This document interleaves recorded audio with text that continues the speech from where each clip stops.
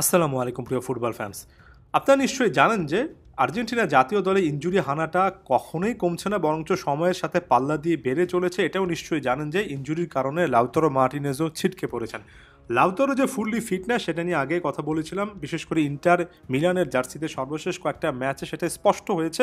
Practice সেশনে বা training সেশনে অংশগ্রহণ করার পরে বা পায়ে একটা মাসল ইনজুরি তিনি পিক করেছেন, সেটা ফিল করার পরে সরাসরি দলকে জানিয়েছেন এবং দল থেকে শেষ পর্যন্ত বাদ পড়েছেন। খুবই আনফর্চুনেট একটা ঘটনা এবং এটা কিন্তু লিওনেল স্কালোনির সামনে ইকুয়েশনটা অনেক বেশি করে জটিল করে ফেলেছে, কারণ ফাইনাল থার্ডে লেফট সাইডে হুলিয়ান আলভারেস, রাইট সাইডে এই লাউতারো মার্টিনেজ, অর্থাৎ left wing forward right wing ফরওয়ার্ডের একটা কম্বিনেশন তৈরি করে আর্জেন্টিনা একটা 4-4-2 ফরমেশনে খেলবে। এটা অনুমিত প্রায় ফিক্সড একটা ব্যাপার ছিল।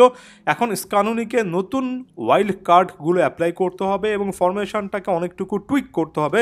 লিওনেল মেসির না থাকা, আনহেল ডি মারিয়া রিটায়ারমেন্টের পরে ফাইনাল থার্ডে তার সার্ভিসটা মিস করা, সব মিলিয়ে আর্জেন্টিনার কাছে আসলে রিকনস্ট্রাকশনের একটা ব্যাপার আছে। পুনরায় দলটা সাজানো, বিশেষ করে ফাইনাল থার্ড সাজানোর একটা বড় রকমের ব্যাপার কিন্তু আছে। এখন টিওএসএ স্পোর্টস থেকে শুরু করে আর্জেন্টাইন মিডিয়া যে জিনিসটা বলছে যে স্কালোনি এই মুহূর্তে দুটো জিনিস আসলে আগে ডিসাইড করবেন। প্রথমত, তিনি তার ফরমেশনটা কি 4-4-2 রাখবেন কিনা। তিনি যদি তার ফরমেশনটা 4-4-2 রাখেন, সেটার উপর নির্ভর করবে তিনি আসলে কোন কোন প্লেয়ারদেরকে ডিসাইড করবেন, অর্থাৎ সেকেন্ড ডিসিশন যে কোন কোন প্লেয়ারদেরকে রাখবেন। অথবা তিনি ভিন্ন একটা ফরমেশনে যাবেন কিনা যেখানে শেষ পর্যন্ত ফাইনাল থার্ডে একজন সেন্টার ফরওয়ার্ড হিসেবে হুলিয়ান আলভারেজকে রাখা হবে এবং আর্জেন্টিনা সেক্ষেত্রে 4-2-3-1 ফরমেশনে খেলতে পারে, যেটা সহজাতভাবে আর্জেন্টিনার খুব একটা বেশি দেখা যায় না। আপাত দৃষ্টিতে 4-4-2 ফরমেশন ধরে রাখার ক্ষেত্রে আলোচনাটা করা হচ্ছে।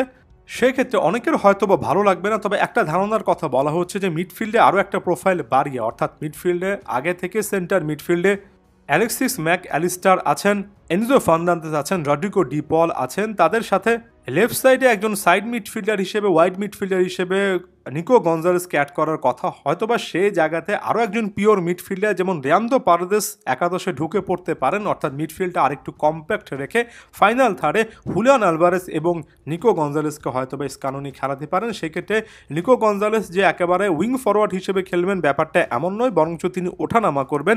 আলভারেসকে সেই সুযোগটা করে দেবেন মুভমেন্টের মাধ্যমে, যাতে করে আলভারেজ যখন যে কোনো জায়গায় থাকতে পারেন, অর্থাৎ এক্ষেত্রে হুলিয়ান আলভারেজ যাতে করে ফাইনাল থার্ডে ফ্রি রোলে খেলতে পারেন, তার মনমতো পজিশনে খেলতে পারেন। সেক্ষেত্রে একজন খুবই খুবই হাইলি ওয়ার্ক রেটের প্লেয়ারের দরকার আছে, সেটা নিকো গঞ্জালেস হতে পারেন। আলভারেজ যে জায়গায় মুভ করবেন সেটার সাথে মানানসই অন্য একটা জায়গায় পরিশ্রম করে নিকো গঞ্জালেস সেই কাজটা করবেন। এখন একই রকমের কাজ কি জুলিয়ানো সিমিওনিকে দিয়ে করা সম্ভব, এমন একটা প্রশ্ন থাকছে। এবং সিমিওনের ব্যাপারটা যে এখনও একেবারে হিসেবের বাইরে চলে গিয়েছে ব্যাপারটা এমন নয়। যেমন টিওএসসি স্পোর্টস জানিয়েছে 4-2-3-1 যদি একটা ফরমেশন হয়, সেখানে একেবারে সেন্টার মিডফিল্ডে দুজনকে রেখে 4-2-3-1-এর যে 3, সেই 3-এর যে কোনো একটা পজিশনে থিয়াগো আলমাদাকে কাজে লাগানো যায়, আনহেল কোরিয়াকেও নাকি কাজে লাগানো যায়, এমনকি নিকো পাসকেও যুক্ত করা যায় কিনা সেটা নিয়েও নাকি আর্জেন্টিনার থিঙ্ক ট্যাঙ্ক চিন্তা ভাবনা করছে। এবং এই 4-2-3-1 ফরমেশনে অনেকটা রাইট সাইডে জুলিয়ানো সিমিওনিকে একজন ওয়াইড মিডফিল্ডার হিসেবে খেলানো যায় কিনা সেটা নিয়েও কথাবার্তা চলছে। সেক্ষেত্রে হুলিয়ান আলভারেজ একক একজন ফরওয়ার্ড থাকবেন, 4-2-3-1-এর মাঝখানে 3-এ বড় রকমের পরিবর্তন আসবে এবং সেখানে একটা বড় কম্বিনেশন চেষ্টা করা হচ্ছে। অনেকগুলো কম্বিনেশন থেকে একটা বাছাই করা হবে। যদি আসলে স্কালোনি মনে করেন এখানে তিনি বড় রকমের পরিবর্তনের মধ্য দিয়ে যাবেন, না হলে 4-4-2 ফরমেশনটাই কিন্তু শেষ পর্যন্ত ইনট্যাক্ট থাকবে। মোদ্দা কথা হচ্ছে এটা প্রথম ডিসিশন নেওয়ার ব্যাপার, হুলিয়ান আলভারেজ কি একা সেন্টার ফরওয়ার্ড হিসেবে খেলবেন, নাকি তার সাথে তাকে হেল্প করার জন্য আরেকজন সেন্টার ফরওয়ার্ড না হলেও দারুণ পরিশ্রমী একটা প্রোফাইলকে আরেকটু হাই অন দ্য পিচ রাখতে হবে। দ্বিতীয় একটা চিন্তা করার বিষয় হচ্ছে নাকি 4-2-3-1-এ হুলিয়ান আলভারেজকে লোন সেন্টার ফরওয়ার্ড হিসেবে রেখে তার পেছনে নিকো পাস, থিয়াগো আলমাদা এমন টাইপের কোনো একটা ক্রিয়েটিভ প্রোফাইল রাখা যেতে পারে এবং সেই ক্রিয়েটিভ প্রোফাইল হিসেবে আনহেল কোরিয়াকেও চিন্তা করা হতে পারে। অর্থাৎ এখানে প্লে মেকার কাউকে অ্যাড করা যায় কিনা সেটা নিয়েও অল্প বিস্তার চিন্তা চলছে, যেহেতু লাউতারো ইকুয়েশনটা থেকে আনফর্চুনেটলি ছিটকে পড়েছেন। সামনের দিনে আরও অনেক বেশি করে ক্লিয়ার হবে ফাইনাল ফরমেশনটা কি হতে যাচ্ছে। এটার পাশাপাশি সাবস্টিটিউট বেঞ্চের দিকেও নজর রাখবেন। আরও অনেক আপডেট আসবে, অবশ্যই ফুটবল ফ্যাগের সাথেই থাকবেন। ধন্যবাদ সবাইকে।